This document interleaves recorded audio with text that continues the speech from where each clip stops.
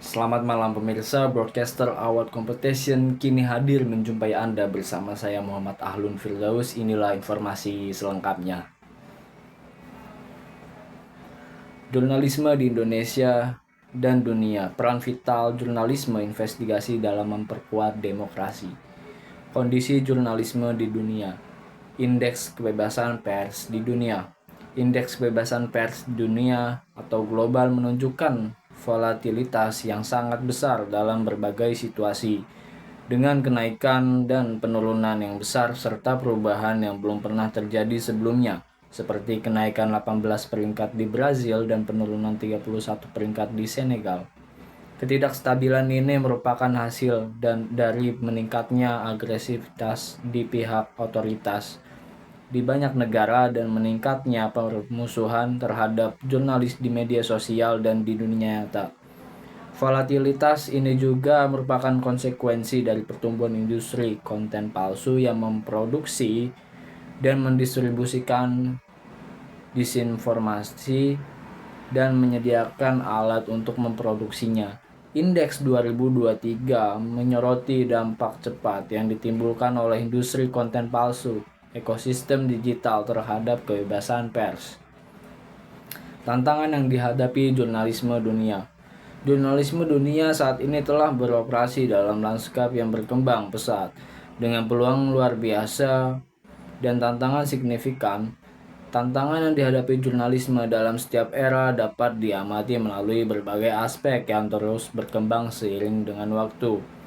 Pada masa kejayaan media cetak yang mendominasi dunia pers dari abad ke-17 hingga ke pertengahan abad ke-20, salah satu hambatan utamanya adalah terbatasnya akses informasi serta kontrol ketat yang diterapkan oleh pemerintah atau pemilik media besar terhadap konten berita yang disebarkan. Hal ini menggarisbawahi pentingnya jurnalisme untuk beradaptasi dengan perubahan sambil tetap menjaga nilai-nilai fundamental seperti akurasi dan pelayanan publik. Kondisi jurnalisme di Indonesia. Indeks kebebasan pers di Indonesia.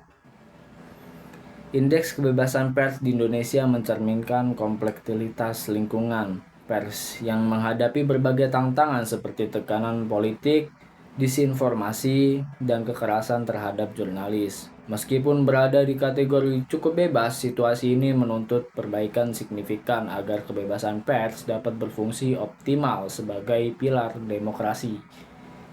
Dalam laporan 2023 World Press Freedom Index yang diterbitkan oleh Reportase Without Borders atau RSF, Indonesia menempati peringkat ke-108 dari 180 negara.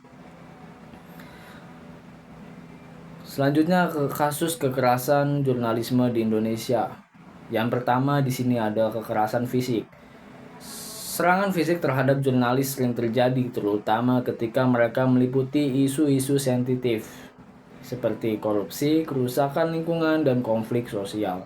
Dalam banyak kasus kekerasan dilakukan oleh aparat keamanan saat aksi protes seperti yang terjadi pada demo penolakan Undang-Undang Cipta Kerja 2020, di mana beberapa jurnalis dilaporkan mengalami kekerasan fisik dan perampasan alat kerja. Kasus kekerasan jurnalisme di Indonesia. Yang kedua di sini ada intimidasi melalui hukum. Hukum seringkali digunakan sebagai alat intimidasi terhadap jurnalis. Undang-Undang Informasi dan Transaksi Elektronik atau UU ITE menjadi salah satu instrumen yang paling sering dipakai untuk mengkriminalisasi pemberitaan. Misalnya beberapa jurnalis yang melaporkan dugaan korupsi atau pelanggaran lingkungan menjadi target pelaporan balik oleh pihak yang diberitakan. Yang ketiga di sini ada ancaman cyber doxing. Di era digital, ancaman terhadap jurnalis meluas ranah daring. Banyak jurnalis yang menjadi korban doxing, penyebaran data pribadi, atau serangan cyber oleh kelompok tertentu termasuk buzzer politik. Ancaman ini menciptakan tekanan psikologis bagi para jurnalis yang kadang membuat mereka mundur dari peliputan isu-isu kontroversial. Yang keempat di sini ada kasus pembunuhan yang belum terselesaikan. Kasus pembunuhan jurnalis Fuad Muhammad Syafruddin Udin dari Bernas pada 1996 masih belum terungkap hingga kini. Ketidakmampuan pemerintah untuk menyelesaikan kasus seperti ini menciptakan budaya impunitas di mana pelaku kekerasan terhadap jurnalis merasa bebas dari hukuman. Selanjutnya di sini ada definisi jurnalisme investigasi.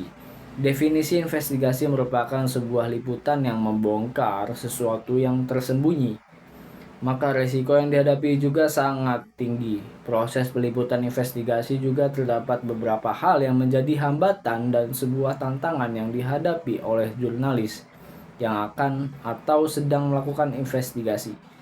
Investigasi merupakan peliputan strata tinggi, karena investigasi ini merupakan jurnalistik yang berada di ranah paling tinggi. Tentu kerumitan yang dihadapi oleh jurnalis juga sangat besar. Selanjutnya di sini ada contoh kasus jurnalisme investigasi di Indonesia dan di dunia.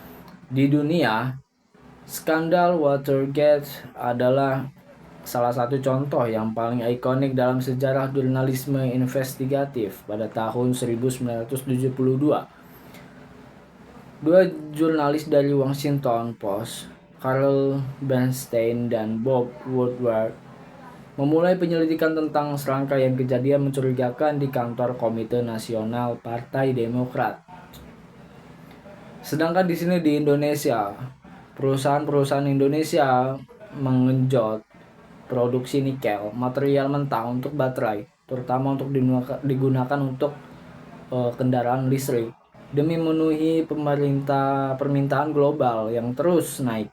Reportase investigasi Tempo menemukan bukti yang menunjukkan beberapa perusahaan telah menambang tanpa izin dan lalu menjual material ke pabrik-pabrik pemrosesan dengan menggunakan dokumen dari perusahaan-perusahaan lain, sehingga membuat mereka bisa mencuci nikel yang diperoleh secara tidak pantas. Terus selanjutnya di sini ada dampak jurnalisme investigasi terhadap transparansi dan akuntabilitas. Yang pertama, meningkatkan transparansi. Yang kedua, mendorong akuntabilitas. Yang ketiga, penguatan demokrasi. Yang keempat, perubahan kebijakan. Yang kelima, perlindungan hak asasi manusia. Itulah informasi tadi sekaligus menutup perjumpaan kita pada kali hari ini. Tetap saksikan terus Broadcaster Award Competition di hari dan jam waktu yang sama. Saya Muhammad Ahlum Firdaus sebagai kru yang bertugas pamit mengundurkan diri. Sampai jumpa kembali.